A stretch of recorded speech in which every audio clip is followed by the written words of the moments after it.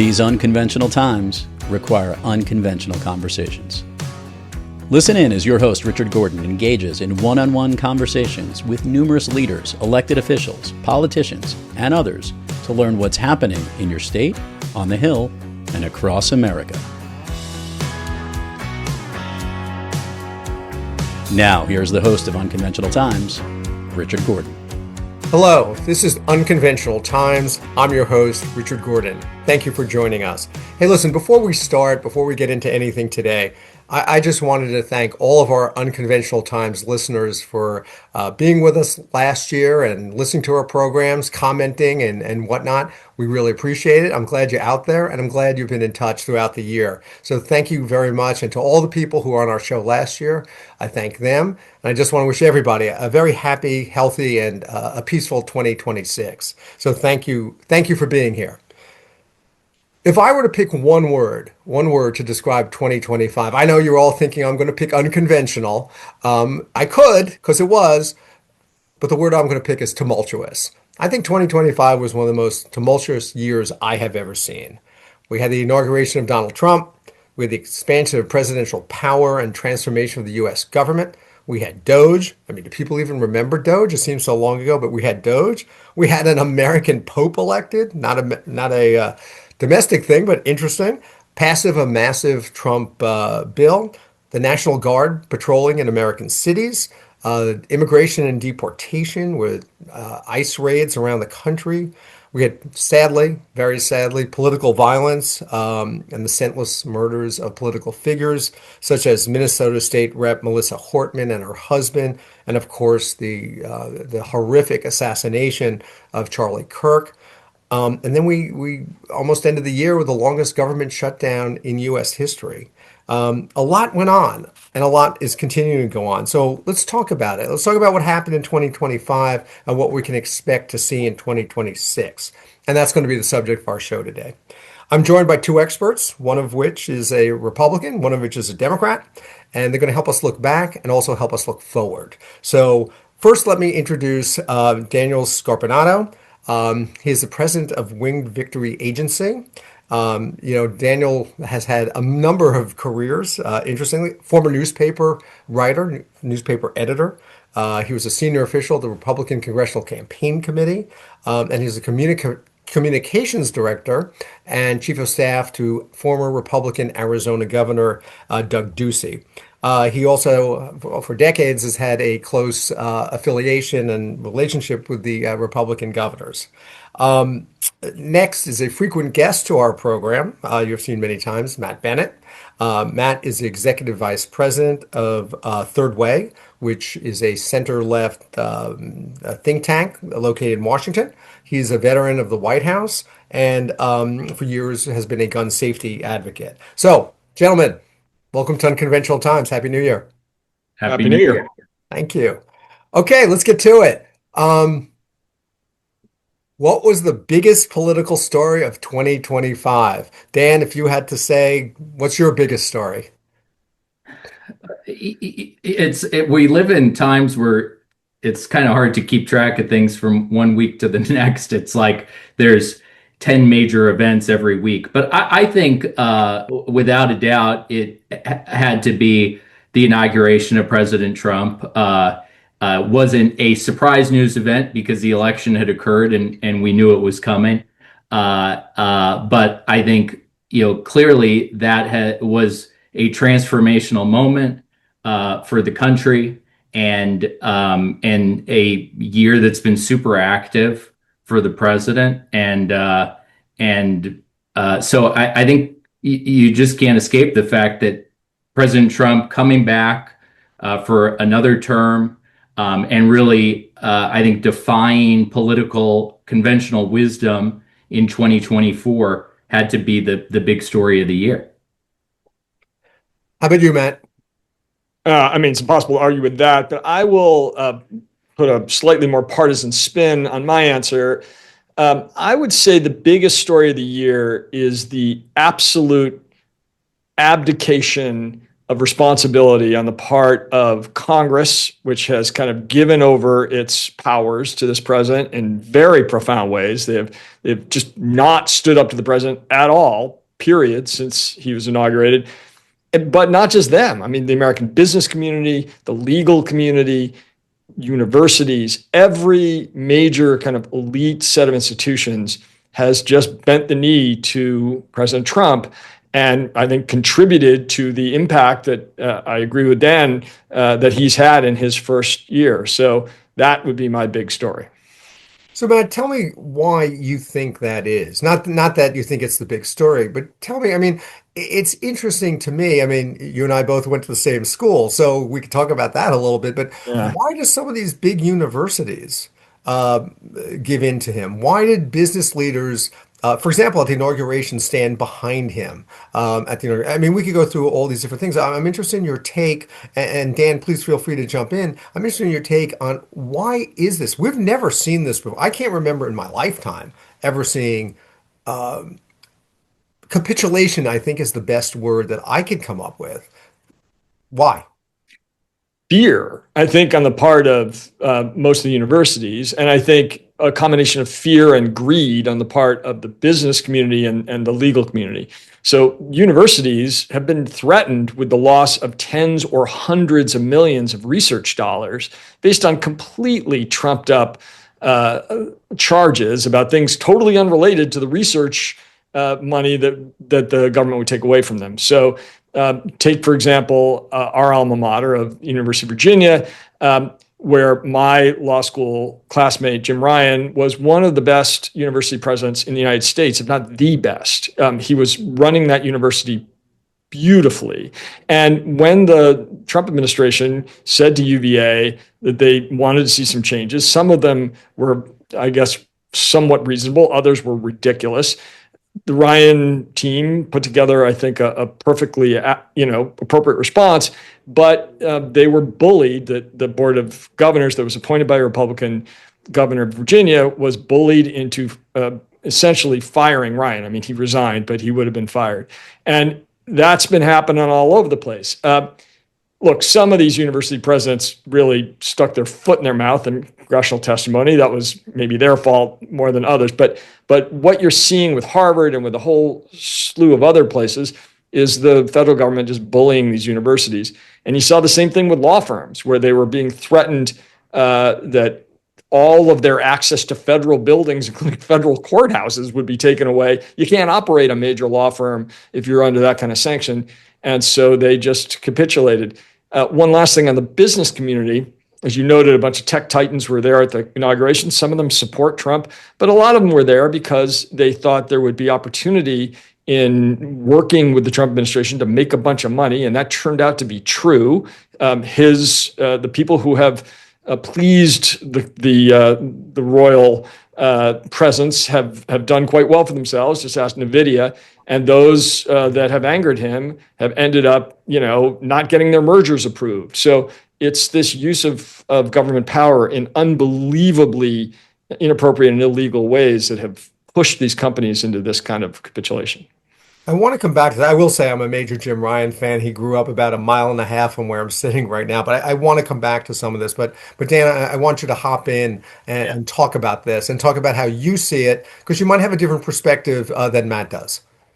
Well, it's why these conversations are always interesting and important, because it sometimes feels like we're living in parallel universes as Americans. And I will say, coming from a conservative Republican standpoint, the idea that somehow the higher education and business establishment systems are now pro-Republican or pro-Trump is kind of an unbelievable claim for me to hear. I mean, I think that you're seeing a couple things. First of all, to tackle what was said about Congress, I just am amused by this idea that that Republicans should be at war, and they're not, and so people on the left are upset about it. I mean, when President Obama was president, he did a lot of actions through executive order. He did drone strikes without congressional approval. There were all kinds of things he did. I didn't hear Democrats giving floor speeches about it. I didn't hear Democrats going on cable news and attacking him for it. So yes, we have a Republican president, we have a Republican Congress, and they're largely aligned on the policy issues. And I think that's a good thing. So the Do you fact think that they're aligned, Dan? Do you think it's a dude, matter of alignment, or could I pick up on a word that Matt just used, which is fear? Are they fearful that if they don't fall into line, they're going to be primaried? Or is it a policy thing that, well, we're all together, so let's move forward together? Which one is it?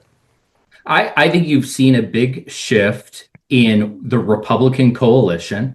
And this would be, I think, an interesting thing to talk about through this conversation. But the parties have changed. I mean, look, the Republican Party is way different than it was when I started in this business. And I think there's been some really, I would say, positive changes on policy that have brought a lot more voters into the fold. This is not your grandpa's Republican Party. If anything, I think there's some policy positions that Democrats used to hold that now the Republican coalition does, and it's part of why you saw what happened in 2024. So I do think I think you saw in the first Trump term that you still had some of that old guard on some specific issues, but you've seen a big shift.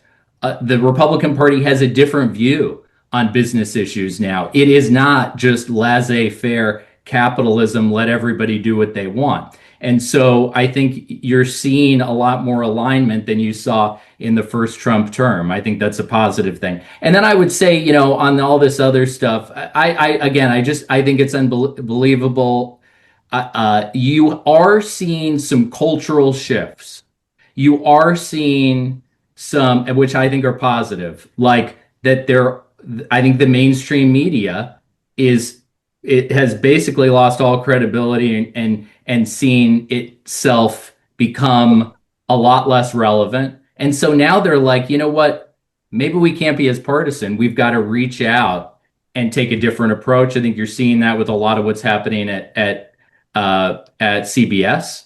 And I think hopefully some of what Matt's talking about is happening in higher education. The indulgences of the left, particularly, and I really think this is an objective viewpoint, the indulgences of the left, particularly in 2020, got so extreme that, yes, you're kind of seeing a backlash and correction to that on DEI and kind of the extreme COVID policies and some of the other things that happened. And so, for every action, there's an equal and opposite reaction, and that's what's happening.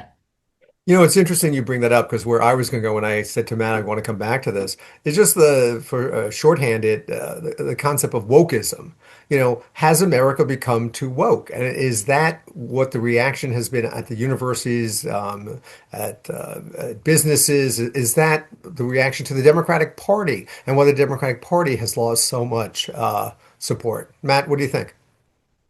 Yeah, certainly that's a big problem. And my organization spends a lot of our time trying to fix what's wrong with the Democratic Party, and there's plenty of things that are wrong with the party. I mean, our approval rating is horrible.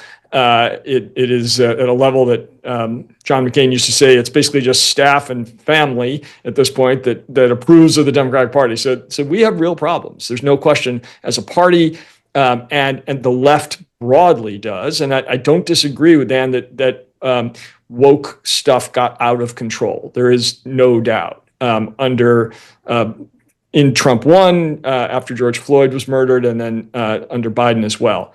There has been a reaction to that on the left. There has been some coming to grips with all that, and I think we are starting to see some changes, but not enough, and more needs to be done.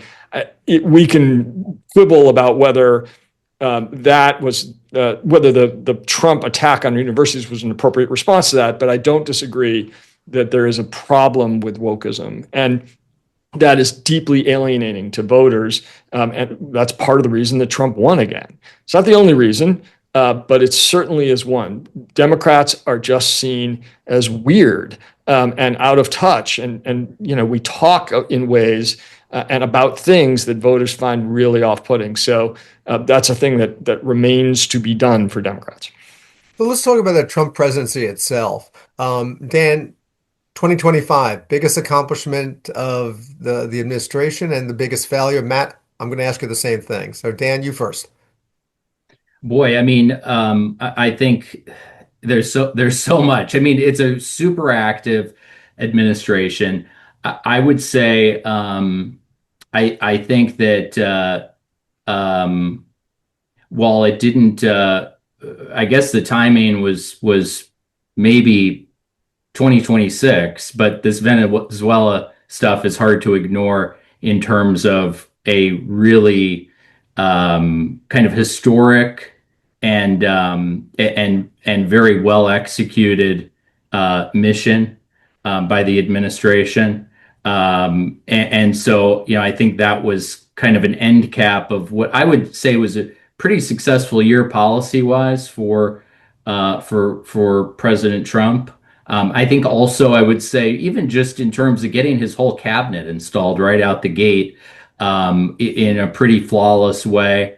And I would say one that's more aligned with him and his agenda than probably what he had in his first term. But there were so many predictions of how those nominations were going to go sideways, and they really didn't. I would say, I think that clearly affordability is still issue 1, 2, and 3, maybe 4 among voters. It certainly is in Arizona, in my home state, where housing prices are really high. Some of that isn't anything that's going to necessarily be solved at the federal level, but I think it's something that clearly is still needing solutions. Americans are looking for action on that. The administration has done some things. I think in the One Big Beautiful Bill, some of the provisions there I think are going to prove to be really popular among voters in November. Like what? I think getting rid of taxes on tips, on overtime, on Social Security. People haven't really even felt the impact of that yet. And what you're going to start seeing in the next month as state legislatures come back and governors come back is that they're going to start conforming at the state level with all these provisions. Democratic governors, I predict, will also be coming out in support of these provisions. And so I think that some of the predictions about how this was going to be really bad for Republicans, this bill was going to hurt them in 2026, I actually think a lot of people are going to run on these provisions. I think Democratic governors are going to run on these provisions and try to get them passed in their states. So that I think is something that every Republican and the president can be out there talking about this year. Matt, pros and cons. It is really hard for me to come up with a pro. I got to say, like, we're looking at the world through very different lenses here. There's basically nothing that Trump has done that I think is good. He certainly has had some wins. I mean, he passed the big, beautiful bill, and that was a big win for him. I am far less certain that it's going to be good for Republicans in the fall. I think Democrats are going to point out a couple of things. One is that the vast, overwhelming amount of benefit go to very wealthy people who got very big tax cuts. I mean, it just dwarfs anything going to the bottom 3 quintiles. And the big problem is that 20 million people just got an enormous increase in their health insurance premiums because the ACA premium support wasn't extended. And that is going to be an enormous problem for Republicans in the fall. I would say, so he got a big victory legislatively. And to be sure, he kind of pushed Congress to get his whole cabinet through. We'll see how that wears with people like Pete Hegseth and RFK Jr. in the cabinet. They do match the president's ideology better than his first term, but they're not very good at their jobs, in my view. I would say the big failure is Doge. I mean, it's kind of hard. Doge Doge kind of vandalized the government in arbitrary ways, but didn't save any money. I mean, literally none. And what we ended up with was a bunch of people getting fired who shouldn't have been. Many of them had to be rehired hastily. And we're already beginning to feel the downstream impacts of those cuts that were done in this really haphazard way by people who had no idea what they were doing. You had 26-year-olds entering these agencies and demanding to know the SAT scores of senior executive service people who had worked there for decades. I mean, the thing was insane. So that would be my big failure. Dan, you ran a government. You were the chief of staff to the governor of Arizona, and that's a pretty big government. Did Doge do anything? I mean, you just heard what Matt said. I mean, do you think it accomplished anything? And do you think on the state level, something like that would be successful? I mean, we all want to get rid of waste and fraud. I mean, there's no two questions on that one. Right. But, what Matt just posited about arbitrarily firing people, I mean, is that what you saw? Or you seem to see things a little differently than Matt does? How do you see this? I would say, look, the federal government is way too bloated. I mean, I have toured a lot of these departments when I was chief of staff for the governor of Arizona, and we go to the Department of Commerce, and I don't really understand what everybody in that building is doing. I think that these agencies have just gotten bigger and more bloated over time. So the idea of actually reducing waste in government, streamlining government, making it more accountable and serve the populace better. And frankly, I think so much of this can be done through attrition. A ton of federal employees are nearing retirement. We should be looking at every position and this is what we did in our state. Every position, when it became vacated, needed to be reviewed and determined. Weren't necessarily going to eliminate the position, but is this the best job in the 21st century just because it was created 50 years ago? So taking a more, I would say, thoughtful approach to what government looks like is needed. Our economy and our world has changed dramatically, and government tends to not change very much. So I don't think that the federal government is necessarily meeting the needs of today. So I think, did it accomplish anything? I think highlighting the need for reform. I actually think there are probably things that have happened because this isn't getting any attention anymore. It was kind of a big story for a few weeks, and then everybody's forgotten about it.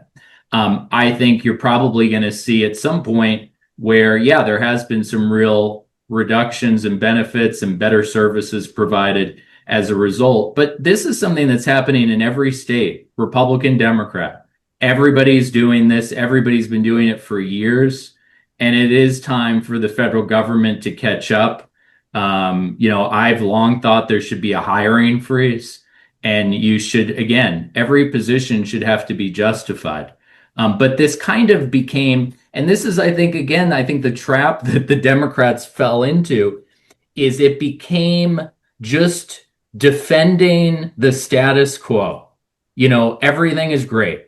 The federal government's great. And it became more about kind of just defending what's there rather than, I think, where most Americans are, which is,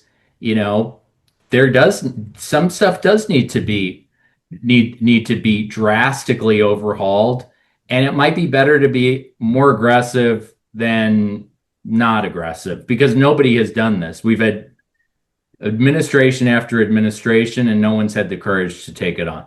Everyone's talked about it. Richard, to Matt's point, I was probably going to make your point, which is it was the way it was done. It was the hatchet as opposed to the scalpel. I think that's, Matt, where you were beginning to go.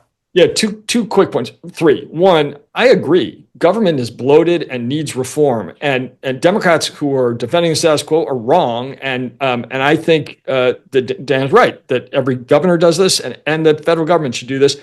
And by the way, I worked in a White House where we did this. We had a reinventing government operation in the Clinton White House that cut enormous amounts of waste from the Federal Register and from the federal bureaucracy. But the way that Doge went about it, as you will recall, was a ketamine-fueled bender that ended up with Elon Musk wearing sunglasses and holding a chainsaw over his head. That is the enduring image of Doge, and it's appropriate because that's how they went about it. They didn't do what Dan just said, which is a careful review and a tridding down in ways that make perfect sense. They did it in this totally chaotic way, and that was the problem. Let me shift a little bit. I wanted, you both brought up international things, especially you, Dan. I want to talk about America's standing in the world. The president, was elected with this America First concept, and I want to get back to that also a little bit later in our discussion. But, he's now heavily engaged in Ukraine. And let's give him credit. Matt, here's something we need to give. The hostage release in Israel is something he should be very proud of. He worked very hard, saved a lot of people's lives. The president deserves a lot of credit for that, I believe. But he's very heavily involved in the Middle East in the peace negotiations. He's been very active in Venezuela without congressional approval. But where do we, and we're supposedly buying Greenland or taking it over or whatever. I hope that makes the price of ice go down at least. I'm excited about that. But where are we as far as our standing in the world goes vis-a-vis where we were, let's say, the end of last year? Dan, you want to take that? Yeah, I mean, look, I think a lot of us who voted for President Trump did so because we were concerned about our standing in the world. I mean, with Afghanistan being the tip of the spear, what an embarrassment on the national stage. And then, just kind of the general decline of President Biden and what you saw on some of these trips where you have the president of Italy trying to get him back engaged in something as he's wandering off. So I actually think this has been one of his strongest areas. He's actually taken some heat on the far right for being too engaged internationally from people like Marjorie Taylor Greene. But I think it has been needed. And I think he's brought real leadership. And I think other nations see us again as a serious player with an agenda, and that we are putting America first in terms of our approach to this. So I actually think it's been one of his stronger accomplishments, is really leaning in on this stuff in a way that wasn't really a big topic during the campaign because things were so focused on domestic policy. So I give the president and his team a lot of credit on that. And I also think there's a reason. I just saw something recently that the most popular political figure in America right now is Marco Rubio. And I think there's reason for that. I think he's come off as highly competent, very sober, and also overly communicating. I mean, he's every Sunday, you see him everywhere taking questions. I can't remember a Secretary of State who has been that transparent and that out front within the administration. Matt? I will give him credit for the Gaza deal. That was step one. Steps 2 through 16 have not come to pass, and things are still pretty bad there. But yes, he got the hostages released, which is great. On everything else, I take a very different view of where we are. He is acting as a kind of erratic bully. He sucks up to Putin. He's totally unpredictable when it comes to Ukraine. 1 minute he's all in on helping Ukraine. The next minute he's all in on giving it away to Putin. He has allowed China to gain access to the most high-tech chips that we have that could set our AI industry back a long way. the raid in Venezuela was beautifully executed by the military. There's no doubt about that. And nobody should be, shedding any tears for Maduro, who's horrible. But what are we doing there? I mean, the oil executives don't even want to go in there. It'll take 10 years and billions of taxpayer dollars to fix their oil industry, to provide oil we don't need. Our refineries are running at 95% capacity, and he has ignored the Nobel Prize winning, very popular popular leader in Venezuela, and instead has empowered Maduro's thuggish vice president. So I don't give him any credit for that. And why we are threatening the NATO alliance by wanting to take over Greenland is a complete mystery, I think, including to Marco Rubio. I will agree that Rubio has done a reasonably good job.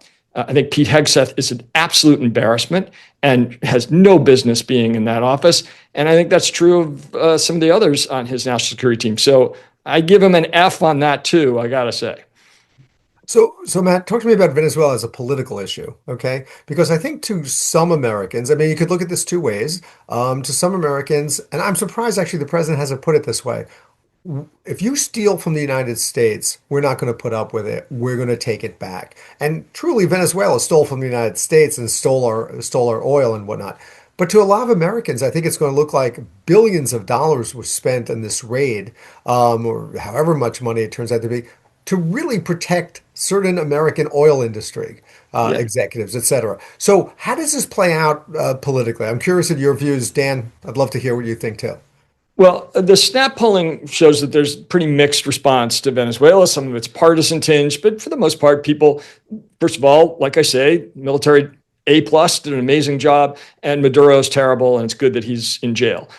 But when we knock down governments, that tends to be pretty popular temporarily and then really not popular when things get bad. So that happened with Gaddafi and the killing of Gaddafi. It happened with Saddam Hussein.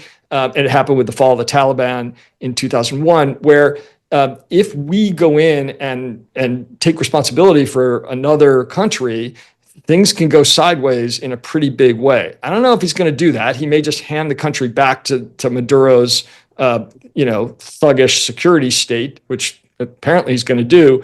But I don't understand who in America benefits from any of this. I mean, the Venezuelan people aren't benefiting, and the American oil industry might benefit, but they don't seem all that interested. The people of Texas and others in the kind of oil patch aren't benefiting, and American taxpayers are going to be on the hook. So I don't get how this is going to help anyone. And I think over time, Americans are going to become pretty skeptical about this, especially if things get really bad in Venezuela, which they might. Dan, anything you want to say on that, or I'll move on to a different topic I want to hit? Well, just quickly, I mean, look, I'm not going to pretend to be a national security expert because I'm not.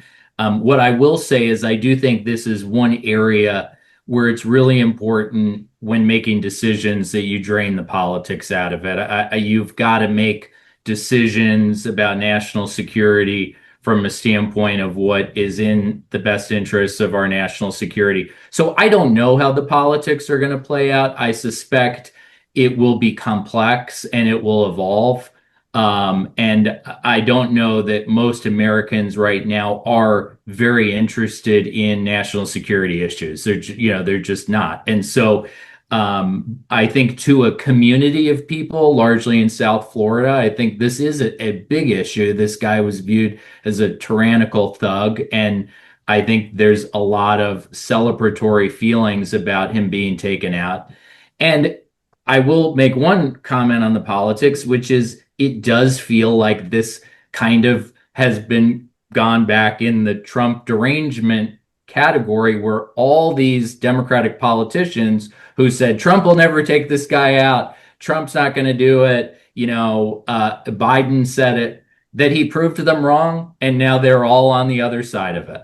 And they just can't resist falling into the trap of kind of viewing this as a mirror where Trump does something, they're the opposite. RFK Jr. says seed oils are bad for you, and the New York Times does a whole 3,000 word story on how seed oils might be good for you. It's just they can't help themselves. I think that's one of the problems we're having these days anyway. I think both sides can't take a moment and congratulate the other side if they happen to agree. And there are things that Democrats and Republicans can and should agree on. But let me turn us back domestically a little bit. Donald Trump really ran on the word that you used, Dan, affordability. I mean that may be the word of the year as opposed to the ones I posited. But if you look at affordability today, as opposed to a year from now, gasoline prices are clearly down. But everything Yeah. else I see is up. Food is up. Electricity is up. Gas for heating for homes is up. Medical health insurance is up. Medical costs are up. A lot of things continue to go up. Let's talk politics. Let's not talk economics for a minute. Let's talk politics. How is this going to play for the Republicans going forward if the American people day to day to day go to their grocery store and still see prices going up? The president keeps telling us the prices are going down. I'm looking at statistics. Except for gasoline, I don't see what is going on. Dan, how does this play politically? Well, look, it's very challenging, as we saw with what happened in 2024, when you're in a position where you got the wind in your face and you're trying to make this case.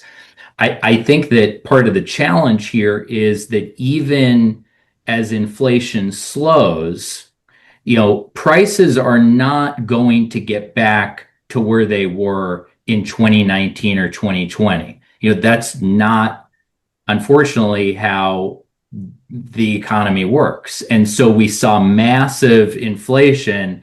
And so it may slow, and it has slowed in some key sectors where you're not seeing the huge spikes that you saw. But are prices going to go back to what they were? No, probably not.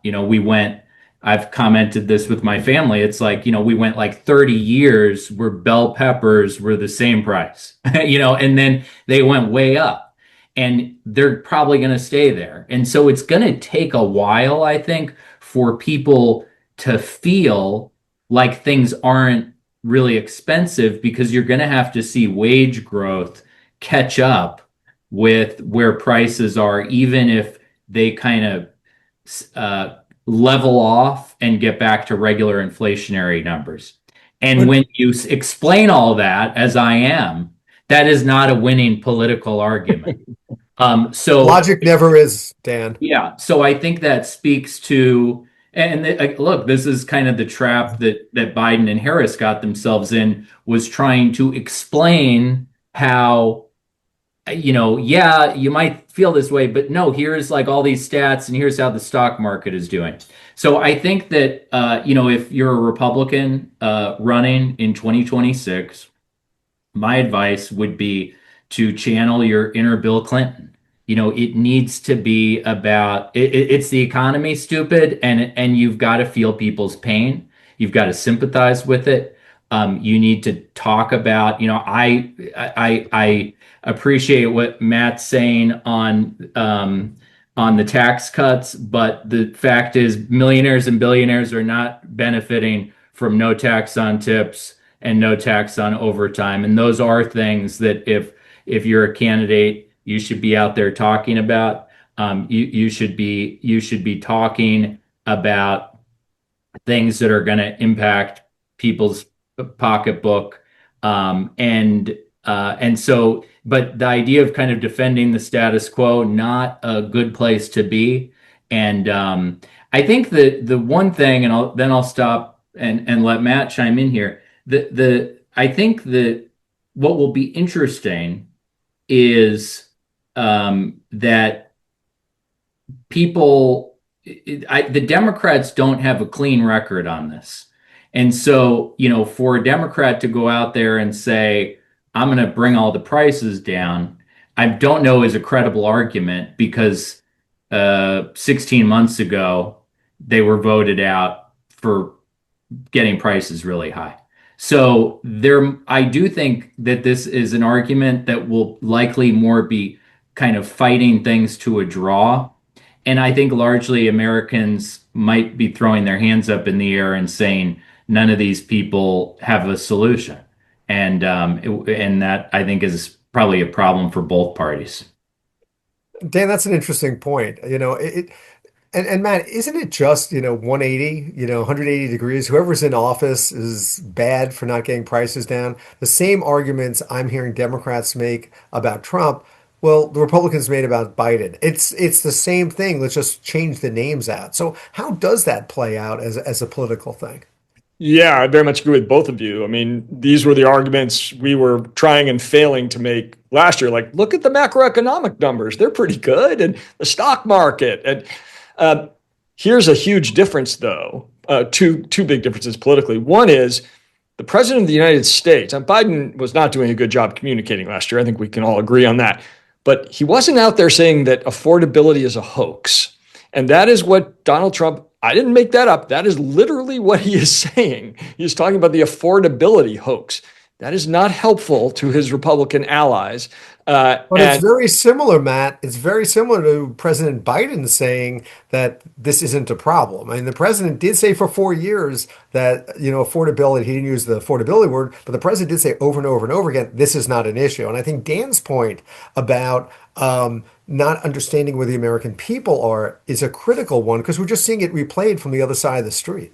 Yeah, yeah. I mean, they were a little more vague about it in the Biden years. They talked about how it was transient, and but look, Trump's both his incredible superpower and his Achilles heel is that when he talks, people understand exactly what the hell he's saying. Like he talks in ways that are very simple and very sticky. And that makes him a political genius on the one hand, but it also makes for some real trouble for his party on the other. And when he talks about the affordability hoax, like people are like, what the hell are you talking about? Like my life is hard and you're putting gold all over the Oval Office and, running around trying to get Greenland. And what are you talking about? And so I do think it's going to be a problem. And that leads to the second point. As we all know, midterm elections are referenda on the president and the party in power. And look, Republicans control both chambers of Congress. They do what they want, as they did with the big, beautiful bill. They did it without any Democrats. And so that is either going to be good for them, as Dan thinks, or bad for them, as I think. But we'll see. But fundamentally, yes, you're right. Like the shoe has now gone onto the other foot, and the arguments are very, very similar. Can I make just one other Please. quick point on this, which is that I think bubbling under the surface of all of this is something that nobody in politics is talking about, but I think Americans are deeply concerned about. And that is the advent of AI and the impact that that is having on them both economically and the kind of the impending doom that it could present to a lot of people's professions. And also, I think everybody there, I think there's a sense that everyone has that this could go really poorly. Yeah. That this is going to impact their kids in negative ways, that this is going to impact how we live and communicate with each other. Yet no one is even talking about it. And so I really think this is an emerging issue that is tied to the economy, but it's tied to a much larger kind of feeling about who we are, what our world and society is going to look like, and I think people are concerned, and people in politics are kind of talking about it more as elites, about economic development and data centers and all this stuff, which is good for the economy, but there are going to be dominoes that fall that we just don't even understand at this juncture. Let me, Richard, let me just say, you were Sure. asking about things where we could agree. I agree with every word of that. And let me tell you, I work in policy development, and I ask people all the time. I have not heard one single idea about what we do if AI does destroy a whole bunch of jobs, both blue and white collar jobs, other than give everybody money. And that's a terrible idea. So, like, what do we do? And no one knows. And one of the reasons Dan's right, nobody's talking about it, is because no one has a solution for it. Right. In the little limited time we have left, I'd like to run through a couple things very quickly if we can. Matt, We just had an election in 2025 that I think if you stand back and look at it is shocking in a way. Two relatively moderate Democrats were elected governor of Virginia and New Jersey at the same night that a Democratic socialist became the mayor of New York City. If you look at the number of self-identified Democratic socialists around the country, it is going up pretty largely. New York elected Democratic socialists, Seattle did, other places it's starting to grow. Yeah. Talk to us about that. Talk to us about Democratic socialists. What does that mean for the Democratic Party? What does that mean for 2026 and beyond? I think it's incredibly dangerous, both politically and substantively. I mean, we are deeply opposed to the Democratic Socialists, and we think that Mamdani's rise, while he's clearly an incredibly skilled political communicator, no one can deny that. He represents a movement that, as you noted, is growing fast, and it worries us a lot, because what we've seen, again, this will be a very partisan statement, but what we've seen in the Republican Party is that what began as the Tea Party morphed into MAGA, and that has now kind of taken over the Republican Party. Dan noted that, like, it's no longer the Reagan Party anymore. I don't think that's going to happen to the Democratic Party. The DSA is not going to take over our party, but they have come to define parts of it, and they've handed a very large set of ammunition to the Republicans that they're already using. The NRCC has put out memos explaining how to use Mamdani against congressional candidates far from New York. And so both from a political and substantive point of view, I think it's bad. Look, we're not going to have city-run grocery stores in New York. I don't think we're going to have free buses. Like, all the things he's talking about are either bad policy or impossible. But the rhetoric he uses and the ideas of the DSA are so radical that they pose a real danger. But I also think that the public could easily understand free buses and Yeah, whether and simple. free food stores, and whether it's possible or not is an extra step. Dan, let me ask you, excuse me, about the Republican Party, because what I'm starting to see is cracks in the wall. You mentioned Representative Marjorie Taylor Greene. I think she's resigning yesterday or today or one of these days. But we're seeing a lot of retirements in Congress. We're seeing a lot of people get out. What's going on in the Republican Party? Is there a shift in MAGA? Is there a new Republican Party that seems to be emerging? Is that happening? Um, I don't know. I mean, I don't know Marjorie Taylor Greene. I'm not sure she's the most credible person to be taking our cues from. Um, so I'll say that. I also think that look, I know members of Congress and on both sides. It's not the most gratifying job anymore. I remember, when I started in this business, it was like if you were a member of Congress, it was a very prestigious position. For a multitude of reasons, it is no longer, and particularly if you're in a competitive district, it is a brutal life for you and your family. It truly is public service and a huge sacrifice. So I You think don't see that it as a political statement. You don't see it as a statement about Trump and Trumpism. You see it as just Congress is broken and who wants to be here? I think so. I mean, it's really difficult to get anything done. It is, I mean, the cost of these races, if you're in a competitive seat, I mean, if you don't raise and this is just in the House, if you don't raise at least $1 million a quarter, forget about it. And that is really challenging in a House race. So I just think it's challenging. You're seeing a bunch of members on both sides of the aisle run for governor in states, including the two states you just named, New Jersey and Virginia. So I think there's a reason for that. And so I think this is being animated by that. I will say this just to piggyback off the last comment, the discussion about kind of what happened in November. And, I got to say, I have a lot of friends who are on the Democratic side of the aisle who are not operatives, who don't work in politics.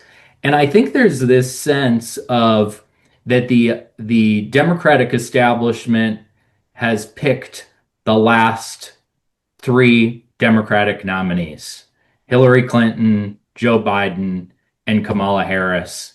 And I think there's a general sense of, okay, we trusted them, we believed them, they said this would all work out, and here we are.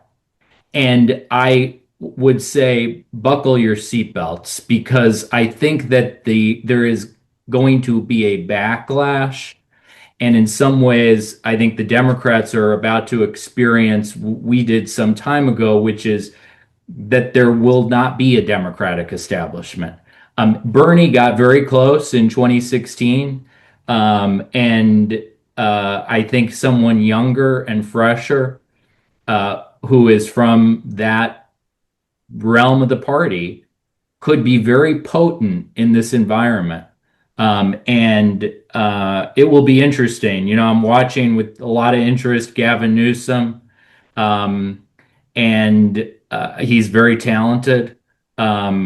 But I think there's going to be a real yearning for someone who wants to come in and blow everything up. Okay, really quickly, guys. Predictions 2026. Who wins the House? Who wins the Senate? What happens to governorships?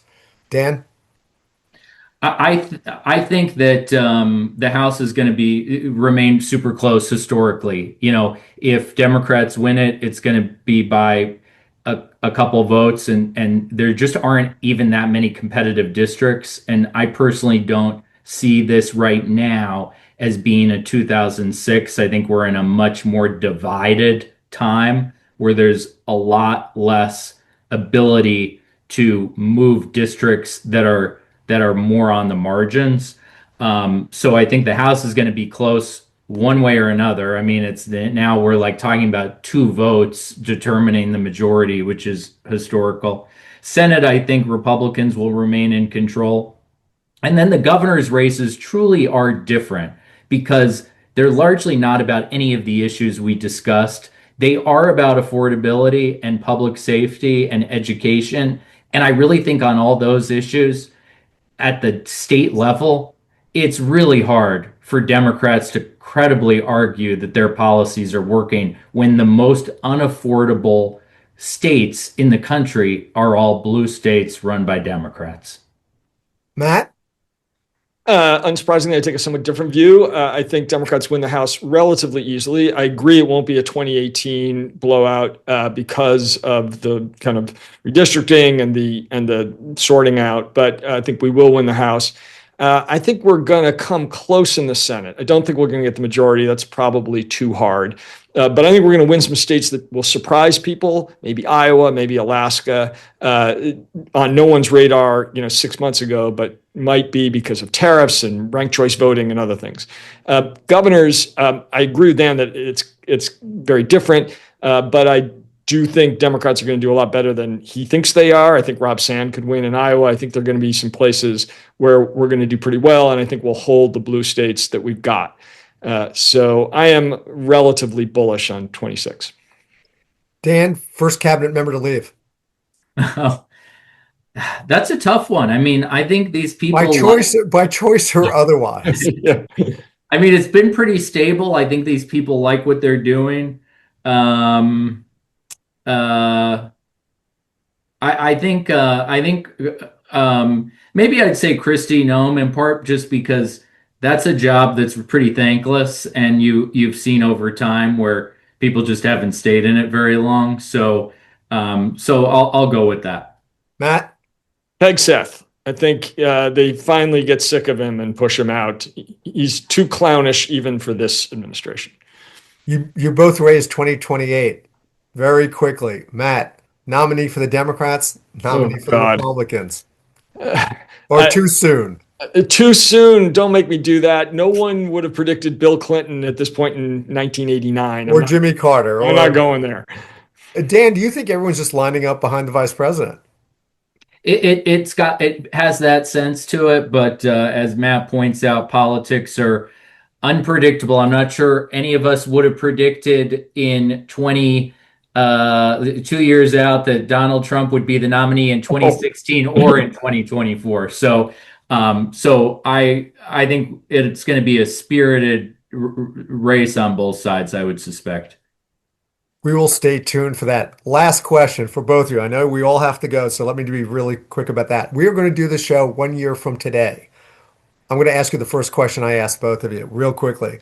What is the biggest political story of 2026? Looking backwards. I will say the blue wave that finally puts a check on Trump too. Dan? I think probably something we're not expecting on the national security foreign affairs front, like we were talking about. I think you're going to see activity there and hopefully positive, but I think there's a lot of unpredictability in the world right now. Well, look, you guys have been great. Thank you both for taking the time. Thank you for being on Unconventional Times. I really appreciate it. I think this was a great discussion, and it means a lot to me that you were here. And as you know, as I tell all my guests, stay unconventional. So thank you very much. Thanks a lot. Let me just end by making a couple very quick comments. You just heard a conversation between two really bright, really great guys who I've had the pleasure of knowing for many years. And it just shows you we can have a conversation about these issues. There's nothing off the table. Why can't we have discussions like this? And I think it's very important that all of us, regardless of our political views, that we have these in a way where we could just be civil to each other and share points of view and disagree. You know, I don't agree with Matt all the time. I don't agree with Dan all the time, but we can talk, and we do. And that's what everyone else should do. So let me just say that. And I can't leave this today without making another comment that we did not touch on at all, but that is deeply troubling. And that is what happened in Minneapolis the other day with the shooting by ICE. And look, I don't know all the details. None of us know all the details, but I can tell you this.